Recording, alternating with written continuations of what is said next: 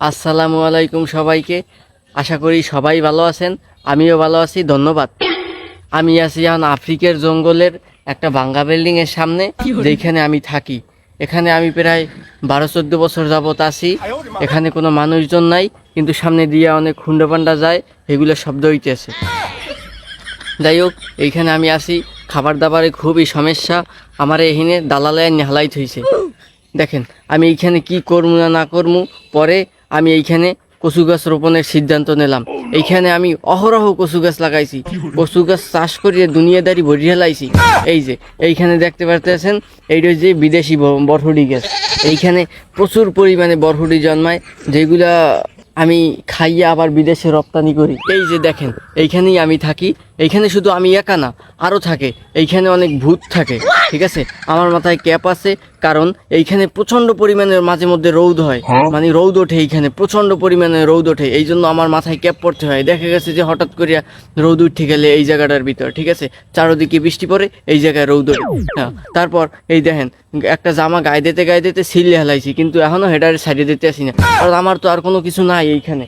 আমার এইগুলো নিয়েই বেঁচে থাকতে হয়, ঠিক আছে। এই যে দেখেন, এইখানে আমার থাকতে হয়। এইখানে থাকতে আমার যদিও প্রচণ্ড ভয় লাগে, কিন্তু তারপরও ভূতের সাথে আমার বসবাস করতে হয়। কিছুদিন আগে আমি ঘুমাইয়েছিলাম, কিন্তু এই ঘুমন্ত অবস্থায় একটা ভূতে আমার আইয়ে কয় যে ল আমি মরতে যাবো, আমার ডর হরে, আমার লগে ল।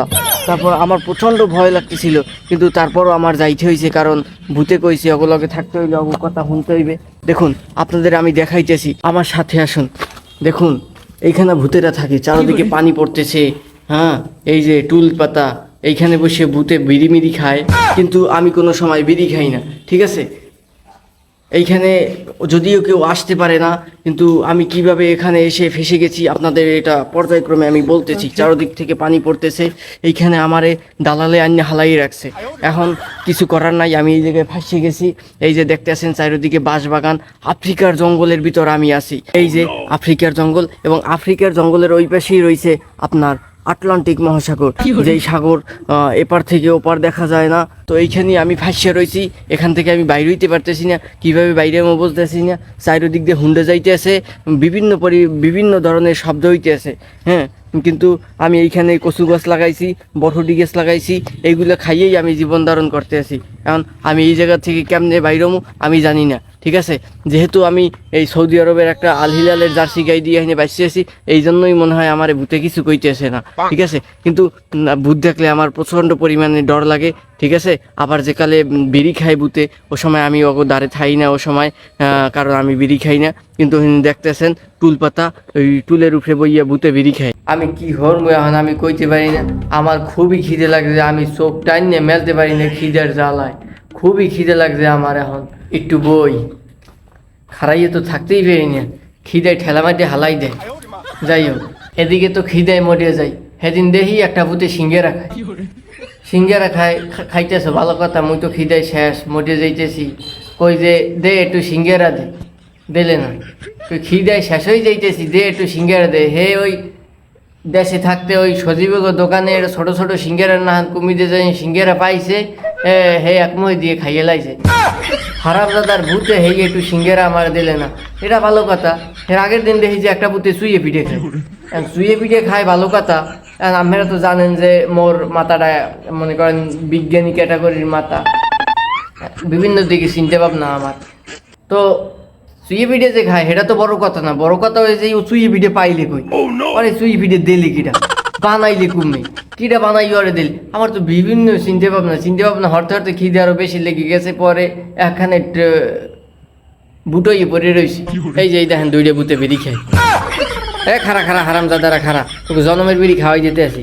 এই যে এই বিড়ি যে খাইছে, এই যে তাজা বিড়ির কি এহিনে আইয়া ওরা বিড়ি খায়, কইলে তো বিশ্বাস করেন না। ওরা এহিন বইয়া বিড়ি খায়, জনমের খাওয়া খায় বিড়ি এই জায়গায় বইয়া। হ্যাঁ, এই জায়গায় বইয়া টুলমুল পাতা আছে, এই জায়গায় এই যে দেখেন টুলমুল পাতা আছে, এহিনে বইয়া ওরা ভূতে বিড়ি খায়।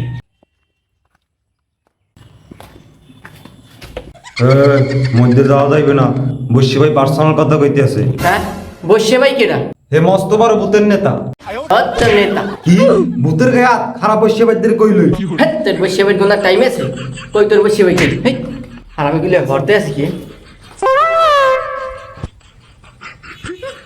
এমনি বসে ভাই এ ফুটাও এ ফুটাও হারামজাদা কইছি কে রে উনি সাদার মধ্যে আবার চশমা ফুটাইছে এত চশমা খান চোখ উড়াই দিব চশমা ফুটাইছে চশমা এখন আমি চড়াই দিব আবার ছাড়ে সার এনতে সার তোর সামনে দিয়ে সার আবার ফুটে সার সার সার এনতে সার সার হারামজাদা সার বসে ভাই তোমার বুঝাইয়ে আসাম রয়েছে আমার মনে হইতেছে এই বিল্ডিংটা মনে হয় ভূতেদেরই বিল্ডিং কিন্তু কত শত বছর আগে যে এই বিল্ডিংটা নির্মাণ করা হয়েছে আমার এ সম্পর্কে কোনো ধারণা নাই আমি তো এ জায়গায় আইয়ে ফাঁসিয়ে গেছি এখন কিছু করার নাই দালালে খোঁজ খবর লয় না এই পাঠানের কালে খামসি খুমসি দিয়া এই ক্যাবটা রাখছিলাম কোনো কায়দায় এখন বৃষ্টি চলতেছে এই যে দেখতে পারতেছেন কচু গাছের মধ্যে কাদা কিন্তু হঠাৎ করে এখানে প্রচণ্ড পরিমাণে রৌদ ওঠে এই কারণেই ক্যাবটা আমার অতীব জরুরি নাইলে ক্যামেরায় ফর্সা দেখা গেলেও ওদিকে আমি কয়লার নাহান কালা হয়ে যাইতাম যাই হোক এই কারণেই ক্যাবটা রাখা চোখ মিনু করতেছে কারণ আমার গায়ে 201 ডিগ্রি থুকু 102 ডিগ্রি সেলসিয়াস জ্বর কিছুক্ষণ আগে মাপলাম তো এখন যাই হোক সবাই ভালো থাকেন সুস্থ থাকেন টেক কেয়ার আল্লাহ হাফেজ কবে পরিবারের সাথে মিট করতে পারবো কবে তাদের কাছে ফিরে যেতে পারবো জানি না দোয়া করবেন ধন্যবাদ আল্লাহ হাফেজ আসসালামু আলাইকুম